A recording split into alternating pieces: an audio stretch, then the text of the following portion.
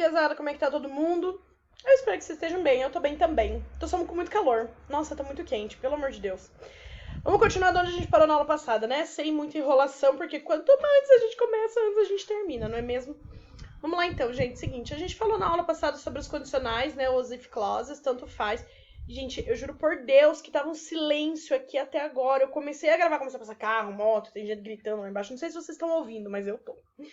Na aula passada, então, a gente falou sobre as conditionals, né? Sobre os condicionais, o que elas são. Agora a gente vai entrar na primeira, então, tá? Que é a zero conditional. A zero conditional, ela aborda situações que frequentemente são consideradas verdadeiras, fatos, e que podem se tornar ou não verdadeiras. Como assim? Ela vai falar de coisas, verdades normalmente incontestáveis, coisas lógicas, sabe? Coisas que normalmente a gente não contesta, podem ser contestadas, tudo na vida pode ser contestado. Mas elas são lógicas normalmente, que é quando eu falo assim, ó, nossa, gente, quando eu termino de malhar, eu me sinto tão bem.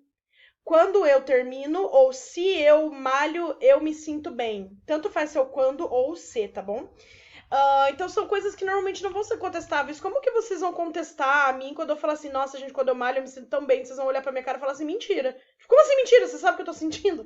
São fatos, são coisas verdadeiras que dificilmente a gente vai contestar esses fatos. Quando nós temos uma frase que o resultado da condição é sempre verdade, podemos chamá-la de zero conditional. Gente, o que é uma coisa que é sempre verdade?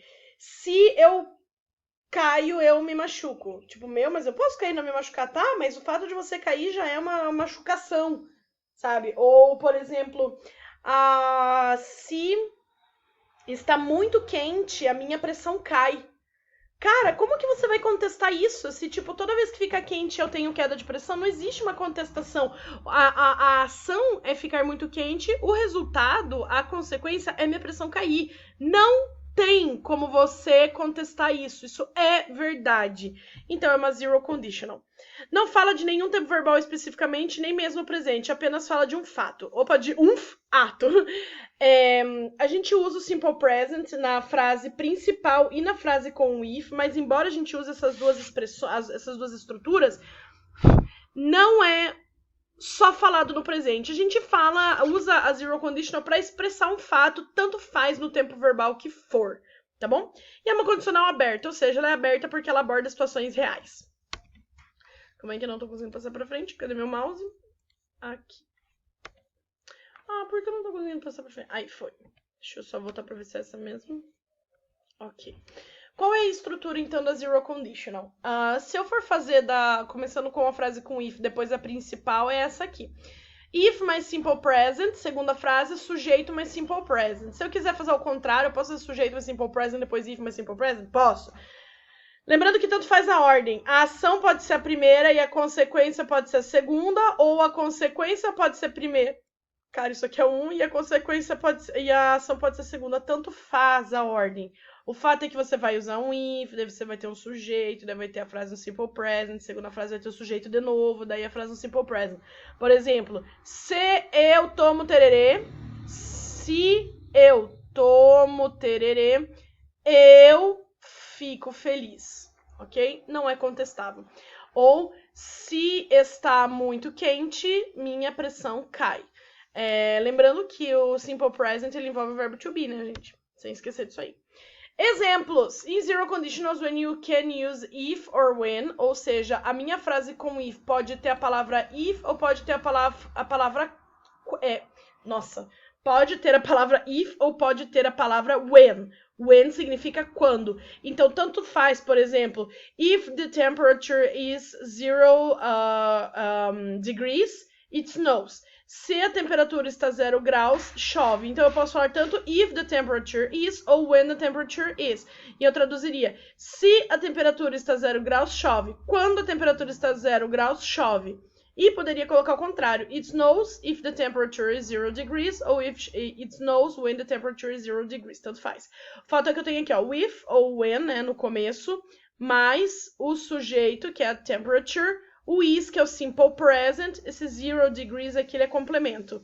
Segunda frase, sujeito, it snows, simple present, porque todo verbo do lado do he, she, it acrescenta s, es ou es no final.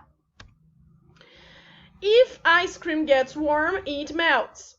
Ice cream melts if it gets warm. Então aqui eu tenho as duas maneiras escritas, eu começando com a frase com if e começando com a frase principal. Então eu tenho aqui, ó, opa, calma aí. Ah, não sei como é que apaga isso aqui, gente. Temos o if para começar a frase, né? Só isso mesmo, temos o if.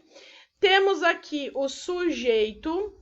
Temos aqui o simple present, que é derreter, né? Se ele esquenta, na verdade, gets warm é esquentar. It, que é o sujeito, e o simple present de novo, que é o melts, que é derrete.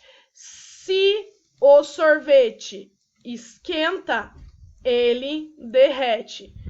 O sorvete derrete se ele esquenta. Tanto faz a ordem. If it rains, you get wet. Lembrando que chover não tem como uma pessoa chover. Então, toda vez que eu usar um verbo de tempo, clima, né? Eu vou usar o it. Então, if it rains, if sujeito simple present, you get wet. Sujeito simple present complemento. Poderia ser o contrário. You get wet if it rains. Você se molha se chover. If you don't trust the pilot, don't go. Se você não confia no piloto, não vá. Então, eu tenho aqui uma zero conditional usando o if, o sujeito, simple present. Segunda frase, o sujeito, simple present. Como que seria o contrário? Don't go if you don't trust the pilot. Não vá se você não confia no piloto. Ainda temos aqui, if they can find you, they can wash you. Se eles não podem te encontrar, eles não podem te lavar. Galera, atenção porque aqui a gente tem ó, um verbo modal.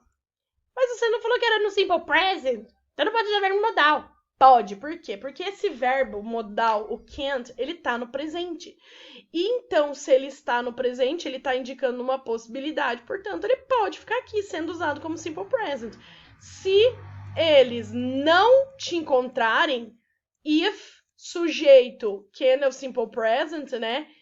Complemento, eles, sujeito, simple present, não vão te dar banho. Complemento. Pode ser ao contrário também. They can't wash you if they can't find you. Eles não podem te dar banho se eles não te acharem. Pode também. E as condicionais, a zero conditional com a interrogativa. Gente, isso aqui vale para todas, tá? As interrogativas nunca começam pela frase com if.